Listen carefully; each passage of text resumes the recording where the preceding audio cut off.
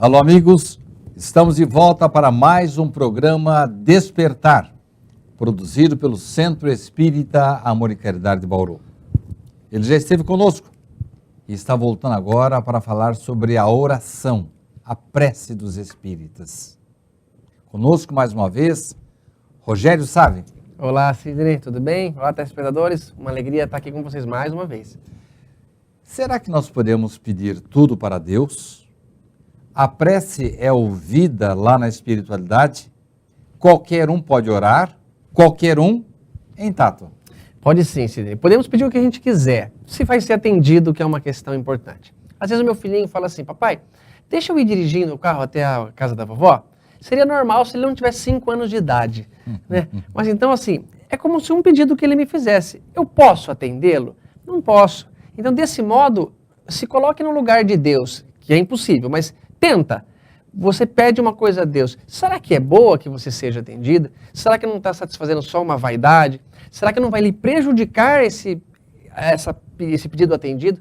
Então é isso. A prece tem que ser mais encarada como uma energia recebida, como um abastecer de combustível espiritual, né? Como aquela bateria do celular que está minguando, você coloca no carregador. É uma coragem, uma vontade de seguir o que tem que ser seguido, obedecer às regras que Deus colocou para essa vida que você está vivendo.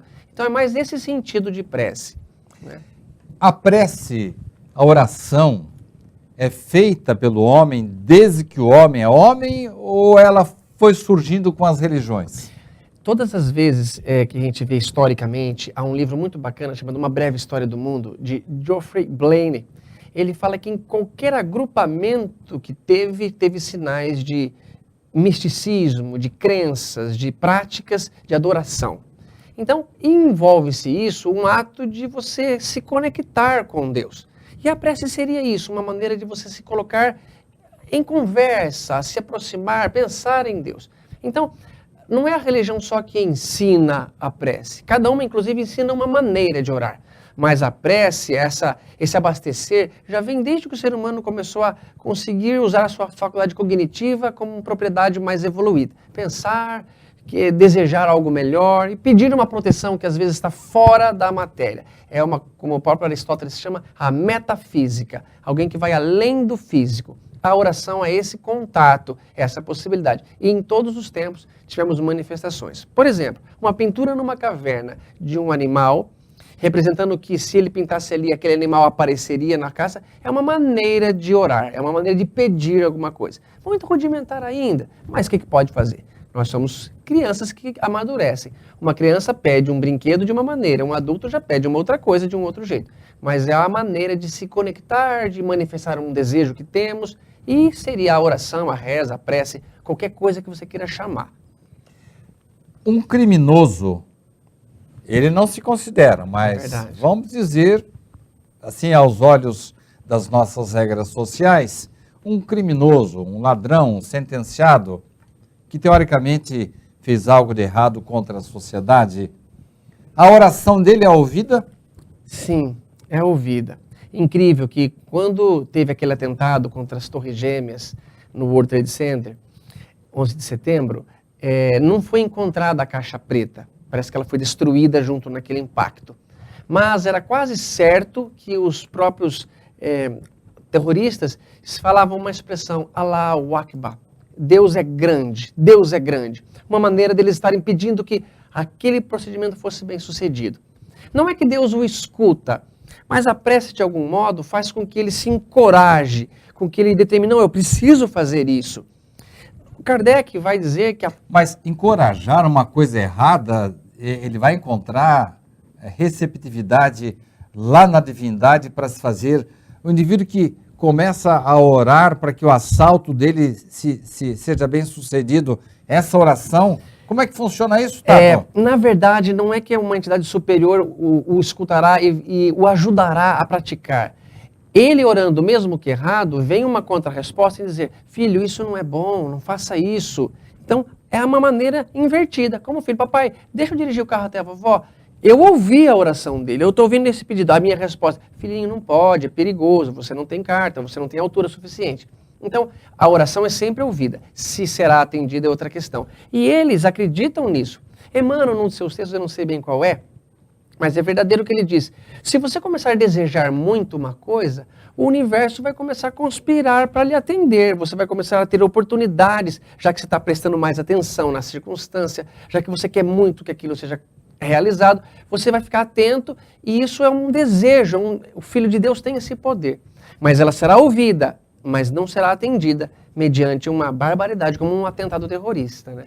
Existem institutos especializados lá na espiritualidade para atender todas as orações?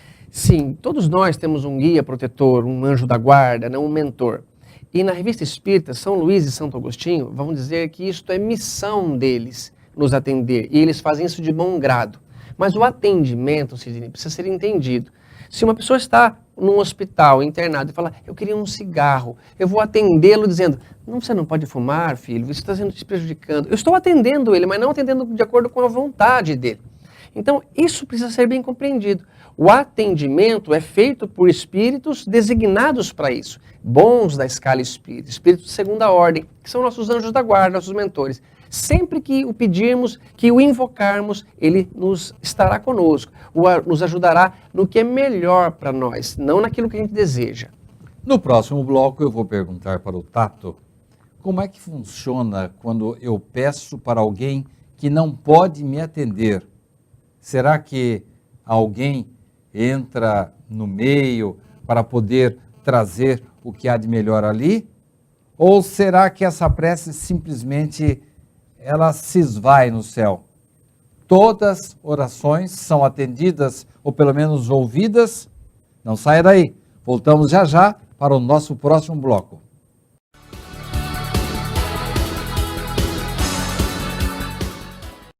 A Livraria SEAC conta com mais de 4.500 títulos, obras básicas do Espiritismo, romances, livros infantis, adolescentes e adultos, de todos os gêneros da literatura espírita.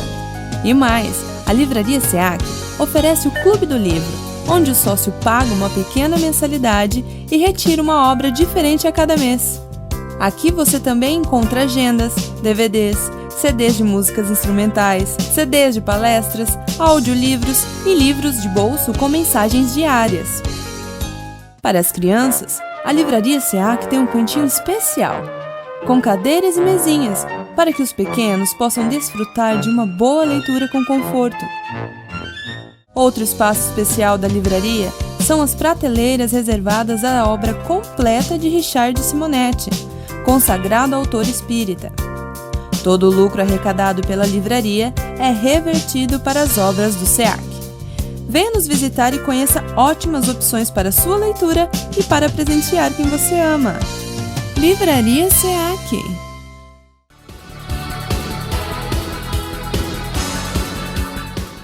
Estamos de volta com o programa Despertar, produzido pelo Centro Espírita Amor e Caridade de Bauru. Tato Savi, ele está nos falando sobre orações, sobre preces. Acabou de dizer que mesmo as pessoas mais desprovidas de ligação com Deus são ouvidas nas suas orações. Agora eu quero saber, Tato. Sim.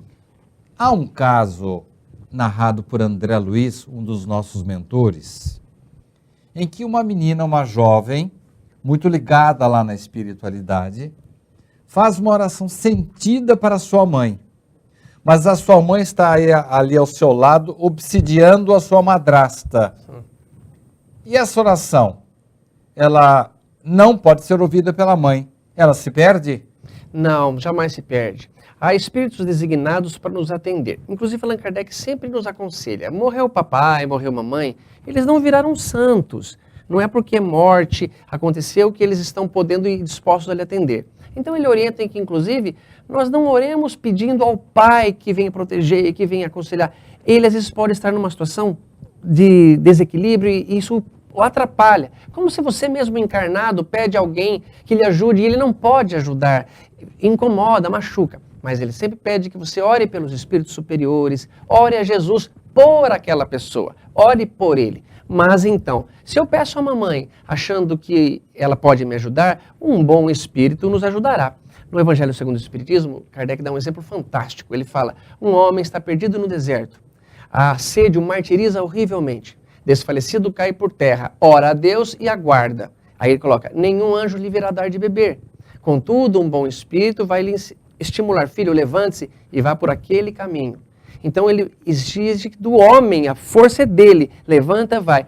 Mas se você quer esperar um copo vir, um copo d'água, se você deita à noite e vê o quadro na parede errado e fica pedindo em oração para que ele se arrume, não, ele na oração não tem esse poder. Mas um bom espírito vai lhe ouvir e lhe dizer, filho, você tem pernas boas, levanta, põe o quadro, vai fazer um lanche se você está com fome. A oração não é para que nós não precisemos realizar tarefas que são nossas responsabilidades, e sim que nos encorajemos e conscientizemos. Eu tenho que fazer, esse é meu trabalho. Naquele caso da mãe que não pôde atender a oração, André Luiz chama isso de oração refratada. Sim. O que é isso? É aquela oração que você faz pedindo a alguma pessoa, pedindo aquela contribuição, e aquela contribuição, sendo que não pode ser atendida por outro, é ouvida por uma outra pessoa, é refratada, ela é refletida em um outro lugar. A própria mãe do André Luiz mesmo pedia ao ministro Clarencio que assistisse André Luiz, né? E o ministro atendia um pedido dela. Então, mesmo que o André orasse pela própria mãe, o ministro Clarencio que o atendia, uma oração refratada. Não é atendido por aquela pessoa, por aquele objetivo que você teve, mas sempre será bem-vindo. E eu sempre vou dizer para as pessoas, está em dúvida? Ore, porque a oração vai lhe dar uma clareza, vai desnublar a sua mente, como diz Emmanuel, ele fazer receber as informações importantes do mundo dos espíritos. Naquele exemplo que você deu do deserto, eu fico pensando, com tantos desempregados que nós temos, será que se o desempregado ficar em casa orando, vai pintar o emprego? Não vai, não. Se você está desempregado, quer arrumar uma namorada, vista-se bem, corte o cabelo, corte a barba, como Jesus falava, lava a cabeça, apresente-se bem e faça assim a oração, pedindo, Senhor, que eu bata na porta certa, me oriente a dizer a palavra certa na entrevista, que a entrevista de emprego seja bem sucedida, me oriente, porque estarei lá com todas as forças que eu posso fazer. E até digo, Jesus falava, o Pai sabe do que temos necessidade, mesmo antes de pedir. Então não adianta orar? Adianta para que você se conscientize. Porque não tem sentido se você falar assim, olha, vou fazer uma viagem de carro, então me proteja, mas você não verifica os pneus, você não verifica o motor, não vê se ele está apto a viajar naquela quilometragem, não tem um planejamento na viagem, ou se embriaga para dirigir, a sua oração não tem sentido algum. Vamos ver se eu entendi. As luzes estão à nossa disposição. Nós temos que abrir os nossos mananciais, as nossas entradas, para que essas luzes entrem? Isso, exatamente. Isso eu digo na palestra. Não fecha a luz com a cortina preta da ignorância. Abra com a fé, abra com a oração, para que você receba o sol que está lá brilhando lá fora. Emmanuel diz num texto chamado Nublado, no Caminho, Verdade e Vida, que o sol está sempre brilhando. Agora, se você se confina, se tranca feia numa casa com cortinas escuras, você impede essa luz. O outro que vai buscar está lá. Então, por isso que a gente diz no primeiro bloco, qualquer pessoa é ouvida, não precisa que ela seja religiosa, ela pode orar em qualquer canto, em casa, do modo como ele quer, né? Na definição de oração, se isso é importante comentar, Kardec disse que a oração é um ato, a ciência, né? Orar é um ato de adoração. Para entender rapidamente, é assim, você precisa entender alguém que você adora. Um filho, por exemplo, está hospitalizado e você não pode vê-lo todo dia. Mas numa hora reservada para a visitação, você abre mão de tudo, do trabalho, de estar num shopping center, para estar num hospital, em silêncio, conversando com aquela pessoa. Por quê? Porque você adora aquela criatura, você tem um amor, aquilo lhe faz bem, lhe dá energia, coragem para continuar o seu dia a dia. Isso é um ato de adoração. E devemos nos comportar assim em relação a Deus. Ir para o nosso quarto, ficar em silêncio, conversar com Ele. Conversar é muito interessante, que perguntaram a Madre Teresa como que ela orava, se ela orava. Ela diz assim, oro muito, esse é um dos atos mais importantes do meu dia a dia. O que você fala? Ela diz assim, eu não falo nada, eu só escuto. E o que Deus fala? Ele não fala nada, ele só escuta. Olha. Então veja que a oração é uma troca de energia, é estar próximo, é receber aquele bálsamo reconfortante de Deus, encorajar. E Kardec diz, 3 coisas que pedimos na oração sempre será atendido. Louvar. A coragem, a paciência e a resignação. Na Revista Espírita ele coloca isso. E esses 3 motores vão sempre nos impulsionar para o problema que temos. Coragem para enfrentar esse mundo difícil, perigoso, injusto, violento. Coragem, sai para trabalhar assim mesmo, vamos em frente. Paciência, para que aquela criança que era tão meiga, tão boazinha, hoje está um adolescente revoltado, rebelde. Vai passar, é uma questão de tempo. E resignação, para compreender quando o médico disser, olha, ele não corre risco de vida, mas não vai andar mais, está numa cadeira de rodas. Ou seja, essas 3 potências, ter coragem, paciência ou resignação, em qualquer problema que você tenha, é capaz de lhe ajudar. E segundo Allan Kardec, isso sempre terá a ajuda dos espíritos, nos dando coragem, estimulando a nossa paciência, a resignação para aceitar o que não dá para ser mudado, aceitar feliz. Então peça sempre isso. E 3 coisas podemos propor na prece, diz Kardec: louvar, pedir e agradecer. Louvar não no sentido de bajular a Deus. O louvar aqui é reconhecer a grandeza. Olha o cosmos, o processo de cicatrização do corpo, a vida, a criação perfeita. Eu faço parte disso. Isso nos engrandece, aquece as nossas costas. Eu tenho costas quentes, por quê? Porque num determinado momento Deus gastou o tempo dele para me criar. Não tem que ter medo. Não no sentido, papai, o senhor é tão bonzinho, tão amoroso, tão legal, tão bonito. Compra uma bicicleta para mim. Dá um emprego para mim. Não, mas isso é teu trabalho, é tua parte. Então, o louvar, não no sentido de bajular, mas de reconhecer-se parte da grandeza da criação de Deus. O pedir, o que parece ser bom senso. Se você é fumante, não adianta pedir, Senhor, me faça parar de fumar. Não, você tem que tentar. Peça assim, Senhor, eu sou um viciado. Me ajude de alguma maneira, ler um livro, encontrar um adesivo. Tem uma doença que não me mate, mas me coloque no limite de não fumar mais. E isso é o pedir. E o agradecer a todas as circunstâncias. Agradecer, Sidney, a dor, a parte de não dor, a festa, a não festa, a alegria, a tristeza. Por quê? Tudo é ensinamento, tudo é escola. E a gente não sai da zona de conforto se não for pela dor. O próprio André Luiz diz, só o orgulho quebrou. A dor quebrou a casca forte do orgulho que me envolvia. Então a dor é uma amiga, agradece a tudo. Na regra de acentuação tem uma oxítona, paroxítona e proparoxítona. A oxítona e a paroxítona é o louvar e pedir. Tem regras para fazer isso. Mas as proparoxítonas é o agradecer. Agradece a tudo que você puder. E ter o sentimento de gratidão melhora a nossa vibração. Foi feita pesquisa com monges.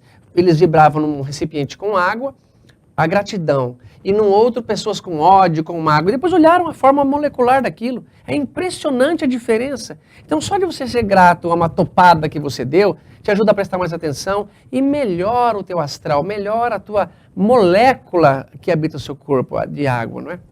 Na Segunda Guerra Mundial, os espíritos que vinham à Terra para tentar minimizar as dores, os medos, as intranquilidades, as apreensões, tinham as suas atenções chamadas para as igrejas, onde os refugiados se escondiam das bombas, porque normalmente elas não eram bombardeadas.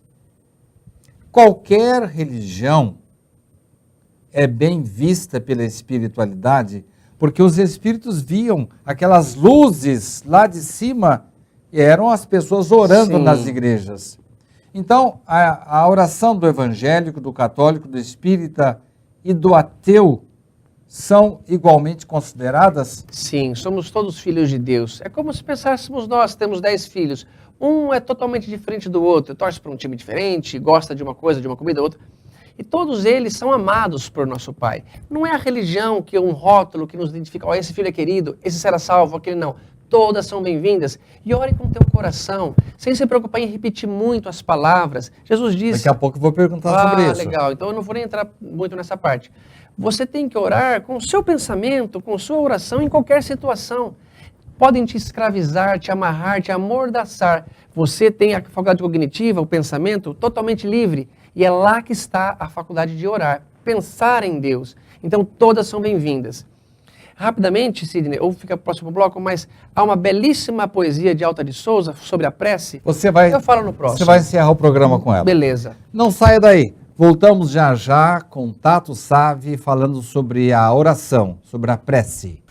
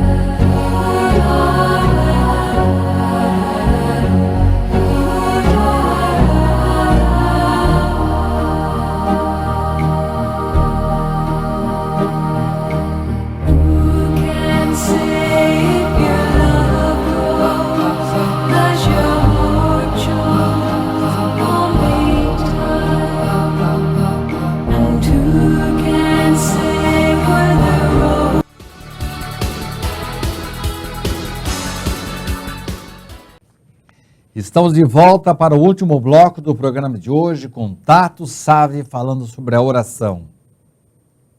Tato, eu quero saber se aquelas orações decoradas, a pessoa com um terço na mão, orando, repetindo dezenas de vezes a mesma oração, elas valem?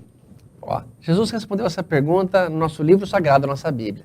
Ele fala, quando fores orar, não vos assemelhei aos hipócritas, que falam em brados nas esquinas ou nas sinagogas para serem vistos pelos homens. Eu digo-vos que já receberam sua recompensa. Quando quiserdes orar, entre para o vosso quarto e feche a porta, ore a Deus em secreto, e o nosso Pai, que vê em secreto, saberá lhe recompensar. Não se preocupe em dizer muitas palavras. Mas quando a pessoa só sabe orar daquele jeito? Aí ajuda, porque de qualquer modo os espíritos eles percebem que você está se oferecendo a uma condição de humildade, pedindo ajuda, é isso que interessa. Há uma eles. situação em que uma das obras de André Luiz contempla a vinda de irmãs de caridade já desencarnadas, já mortas, e elas vêm para atender às missas. Elas dão preferência para as missas da madrugada, das pessoas mais humildes. É verdade. Aquilo que você comentou no outro bloco, de que via-se pontos luminosos, o Dr. Bezerra de Menezes sempre teve um trabalho tão importante para nós, via mesmo esses pontos. E o que dá essa iluminação? É o coração de um filho de Deus disposto a melhorar, pedindo auxílio. Porque o orgulhoso, aquele que se fecha, ele é impenetrável, não tem o que fazer por ele. Então, qualquer que seja o tipo de oração, ele acende uma luz do esclarecimento, ele acende uma luz para receber uma informação. E isso é muito importante. As palavras decoradas, é interessante eu te dizer uma coisa. Se nós começamos a repetir muitos gestos do nosso corpo, como caminhar, dirigir um carro, o nosso cerebelo, uma parte do nosso cérebro, nos coloca em piloto automático. Veja que interessante. Eu sou capaz de estar aqui e conversando com você, pegar o meu caderno, folhear, amarrar meu sapato. Eu tenho uma prática já. Como, por exemplo, eu posso descer uma escadaria pensando em mecânica quântica. O que significa isso? O meu cérebro entende que ele precisa me deixar o raciocínio livre o máximo que eu puder. E as atividades que são repetitivas, ele faz. Quando você vai dirigir um carro, e todos sabem disso, você engata a marcha, põe em primeira, aí o instrutor fala, tira o pé da embreagem devagarinho, você não consegue mal largar do volante para mudar a marcha. Hoje nós dirigimos, abrimos o carro, pega o CD, em movimento, colocamos o cinto, ou seja, o cerebelo já está fazendo isso por nós. Eu posso pensar na namorada, atender um celular. Quando você pega um colar com saliências, um terço, e tem rezas decoradas, depois de um certo tempo, os cientistas afirmam, você vai conseguir pensar outra coisa, fazer a reza e ver televisão. Eu tenho uma cliente que fala que todos os dias da novela das 6 e das 7, ela reza o terço para os filhos. E reza mesmo. Ela pega lá, faz o Pai Nosso, Ave Maria. Não vale nada essa oração? Ela está com o pensamento em outro lado. Essa mecanização, ela não está emitindo uma luz de humildade, querendo. Mas não seria pior se não fizesse? Talvez sim, mas está tão fraquinho, talvez, que ela não consegue mal tirar a poeira de cima do móvel. Mas não vale a intenção? Vale. Se a intenção dela, naquele momento, orando, for ruim, vale a intenção ruim. Ela pode falar assim, aquele danado lá, porque isso que é. Então Deus entende a sua intenção. A intenção vale se for boa, e se for mal, vale também para o mal. Um certo senhor, muito humilde, um preto velho, escravo, chegava toda manhã antes de trabalhar e dizia, tirando o chapéu, Senhor, preto velho está aqui. Valia essa oração? Valia sim. A espiritualidade sabe que aquele é o gesto mais nobre que ele tem em referência a Deus. E a oração não é você falar coisas tão lindas a ponto da espiritualidade falar, esse fez uma bela oração, vamos atendê-lo. E sim você oferecer-se a ajuda, pedir uma proteção que sempre virá. No bloco anterior você fugiu de uma pergunta que eu fiz sobre o ateu. Sim. O ateu pode orar? Claro que pode. Eu imagino que o ateu, se ele acredita que Deus não exista, ele não deve orar. Não deve no sentido de ter o dever. Ele talvez não ore. Mas se por acaso, numa aflição, ele resolver pedir a alguém, ou ancestral, claro que vai valer. Há um caso contado de um farmacêutico ateu que, na hora do aperto, deixou de ser ateu. Como é que é essa história? É verdade. Essa história, foi contada na palestra do Richard, é magnífica. Uma menina chega e pede que ele manipule um medicamento para a mamãe dela que estava triste, e ele misturando, desatento, coloca alguma coisa que seria envenenaria a mãe. Só que no momento que ela vai embora, sai da farmácia, ele fica desesperado e naquele momento mostramos a quem somos. Então ele pede a Deus que proteja e a menina tropeça e quebra o vidro. E volta chorando. E volta chorando. Então naquele momento ele fala, graças a Deus, eu entendi. E veja que no momento de aflição, não tenha vergonha e medo de orar, não. Peça com todas as suas energias, com o seu amor, a sua sinceridade, e será ouvido em qualquer lugar que você faça. Mas, Tato, geralmente as pessoas lembram de Deus e oram só quando o calo aperta. Exato, aí é que está o problema. Nós não temos um ato de adoração a Deus. Porque você procurar uma entidade superior só quando está precisando, mostra que no momento da coisa boa, você não está querendo dar atenção. O ato de adoração do orar tem que ser todos os dias. Há relatos na Bíblia que Jesus saía de madrugada e passava a noite orando a Deus. Então, a gente fala, que contato íntimo o nosso mestre tinha com Deus. E chamava ele de Abá, com 2 Bs, que significa papai, numa intimidade sincera. Então, fale com a tua linguagem, mas peça ajuda. Lembre-se, oração é para lhe dar uma luz, uma intuição, uma vontade de enfrentar a doença, enfrentar o dia a dia com bravura, sem passar para outro o que é teu trabalho, tua responsabilidade. Há uma citação de André Luiz que, de uma certa forma, coincide com uma outra coisa que você falou no outro programa nosso. Diz ele que reconhece-se a boa intenção e a caridade do indivíduo e a maneira boa de orar quando ele está passando por uma situação difícil, quando ele não é desagradável em relação às pessoas que o circundam. Mas dá para orar pelos outros com a gente sofrendo, Tato? Dá sim. É que nosso nível de entendimento, nível espiritual, ainda não concebe essa situação, mas é possível. É só vermos os grandes nomes, Chico, Madre Teresa, Gandhi, Dalai Lama, o nosso Mestre Jesus, Buda, Krishna, todos eles demonstraram uma ligação íntima com Deus em situações muito aflitivas. O próprio Jesus crucificado ora a Deus, pede perdão, dá o seu testemunho, Pai, está tudo bem da minha parte, em tuas mãos entrego o meu espírito. Uma linda oração. Faz comigo o que o senhor achar melhor. Tato, estamos finalizando, infelizmente, o programa, mas eu queria, bem rapidinho, Chaplin sugere que toda manhã nós temos 2 opções, sermos felizes ou não. Isso é uma oração?